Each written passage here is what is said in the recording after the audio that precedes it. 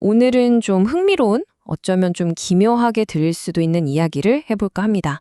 할리우드 영화 한 편이 있고요. 어떤 정치 운동가의 죽음이 있습니다.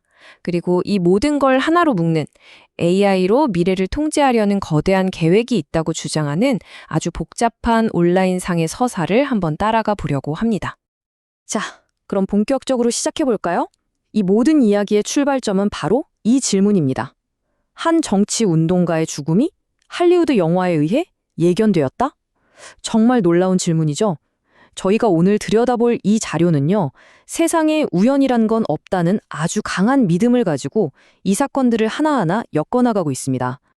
이 거대한 이야기의 한가운데에는 보수 운동가 찰리 커크라는 인물의 죽음이 있습니다. 근데 이게 그냥 평범한 죽음이 아니라는 거죠. 이 자료는 그의 죽음이 무려 1998년에 나온 영화 스네이크 아이즈에서 이미 예언된 일종의 순교였다고 주장하고 있어요. 자, 한번 보세요. 정말 흥미롭죠? 이 자료가 제시하는 첫 번째 단서가 바로 이름입니다. 영화 속 등장인물은 찰스 커클랜드, 그리고 실제 인물은 찰리 커크. 찰리는 찰스의 애칭이고 커크라는 이름 자체도 교회 땅에 사는 사람이라는 뜻을 가지고 있다고 하네요. 이름부터가 너무 비슷하지 않나요? 이게 바로 모든 것이 계획되었다는 첫 번째 증거라는 겁니다. 근데 여기서 끝이 아닙니다. 이 자료는 이제 시간의 연결고리를 꺼내드리는데요. 찰리 커크가 첫 방송을 시작한 날부터 그가 사망한 날까지의 기간이 정확히 6년 66일이라는 겁니다.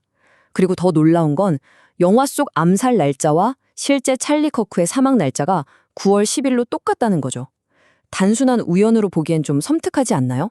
이 숫자들이 모두 의도된 것이라고 이 자료는 아주 강하게 주장하고 있습니다. 와, 이게 점점 더 복잡해지죠? 이 자료가 제시하는 평행 이론은 여기서 그치지 않습니다. 영화 속 암살범 이름이 타일러인데 실제 암살범 이름도 타일러였다고 해요. 심지어 타일러가 프리메이슨 용어로 문지기를 뜻한다는 주장까지 덧붙입니다. 그리고 또 보세요. 영화에는 이제벨이라는 허리케인이 등장하는데 공교롭게도 이제벨이라는 이름의 한 언론사가 커크가 죽기 3일 전에 그를 저주하기 위해 마녀를 고용했다는 기사를 냈다는 겁니다. 정말 사소한 것 하나까지 다 연결되어 있다고 말하는 거죠. 자, 그럼 이런 일들이 왜 일어났을까요? 도대체 누가 이득을 보는 걸까요? 이 예언 같은 사건들이 다 맞아떨어졌다고 치고 이 자료는 이제 이 모든 일의 배후, 즉, 이 사건의 수혜자들이 누구인지를 지목하기 시작합니다. 이 자료에 따르면 영화에서 가장 큰 이득을 보는 인물은 길버트 파월이라는 캐릭터인데요. 놀랍게도 영화 감독이 이 캐릭터가 도널드 트럼프를 모델로 했다고 밝혔다고 합니다. 그리고 현실에서도 찰리 커크의 죽음 이후 트럼프가 엄청난 정치적 이득을 얻고 지지층을 하나로 묶는 계기가 되었다고 이 자료는 주장하고 있습니다. 영화와 현실이 똑같이 흘러간다는 거죠. 근데 이야기는 여기서 더 나아갑니다. 이제 시선은 찰리 커크의 아내 에리카에게로 향하는데요. 자료는 여러 가지 의문점을 제기합니다. 개신교도였던 남편과 달리 그녀는 카톨릭 신자였다는 점, 과거 트럼프 소유 기관의 모델이었다는 점, 그리고 트럼프와 함께 취한 손동작이나 그가 죽은 뒤 착용한 장신구에서 프리메이슨이나 카톨릭과 관련된 상징이 발견되었다는 주장까지. 그러니까 이 모든 게 단순히 정치적인 사건이 아니라 그보다 훨씬 더 깊고 어떤 조직적인 세력이 연관되어 있다는 걸 암시한다는 겁니다. 자, 그럼 이 모든 사건들의 최종 목표는 과연 무엇일까요? 관련 인물들을 다 살펴봤으니 이제 이 거대한 계획의 궁극적인 그림을 한번 봐야겠죠. 이 자료가 말하는 최종 목표는 바로 전 세계를 통제하기 위한 거대한 인공지능, 즉 AI 시스템을 만드는 것입니다. 그리고 그 목표를 이루기 위해 사용하는 전략이 있다고 하는데요. 바로 문제, 반응, 해결이라는 아주 고전적인 방법이라고 합니다. 먼저 일부러 범죄나 테러, 시스템 붕괴 같은 위기를 조장해서 사람들을 공포에 떨게 만들어요. 그럼 사람들은 당연히 제발 우리를 안전하게 해달라고 외치겠죠? 바로 그때 자신들이 원래부터 원했던 첨단 기술 시스템을 유일한 해결책으로 제시하는 겁니다. 결국 전 세계적인 AI 감시망이나 디지털 아이디 같은 통제 시스템을 순순히 받아들이게 만드는 거죠. 사실 이런 생각은 갑자기 튀어나온 게 아니라고 이 자료는 지적합니다. 바로 이 발언을 그 증거로 드는데요. 2001년 9.11 테러가 터진 직후에 IT 기업 오라클의 CEO 레리 앨리슨이 이제 모든 남성, 여성, 아이들의 디지털 정보가 담긴 국가 데이터베이스를 만들어야 한다고 말했었죠. 이게 바로 지금 벌어지고 있는 일들의 원형, 즉 청사진이었다는 겁니다. 그리고 이 모든 계획의 집대성, 그 정점에 있는 것이 바로 스타게이트 프로젝트라고 이 자료는 말합니다. 이건 전 지구적인 AI 슈퍼컴퓨터 프로젝트인데요. 트럼프 같은 인물들이 주도하고 오픈 AI나 오라클, 소프트뱅크 같은 기업들이 협력한다고 해요. 겉으로는 개인 맞춤형 mRNA 백신으로 의료를 혁신하고 디지털 화폐로 세계 경제를 안정시킨다는 아주 그럴듯한 목표를 내세우죠. 하지만 그 진짜 목표는 의료, 금융, 개인 신원 정보까지 전부 하나로 묶어서 통제하는 전 지구적 감시망을 구축하는 것이라고 주장합니다.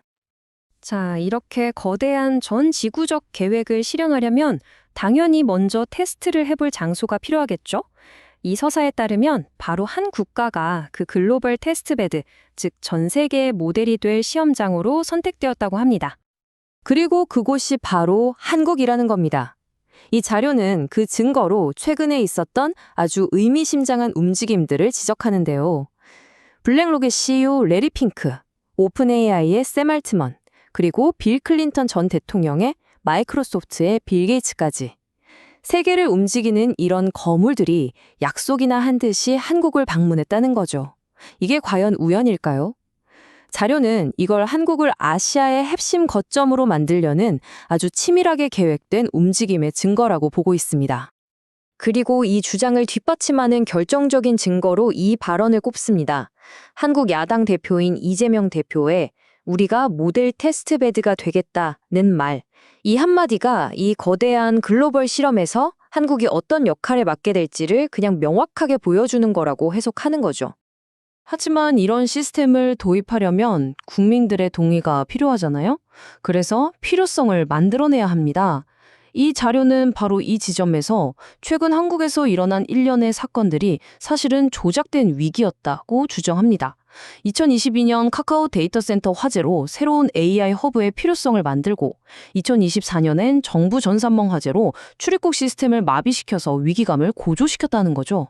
심지어 이 화재를 조사하던 공무원의 죽음까지 의심스럽다고 보고 있습니다.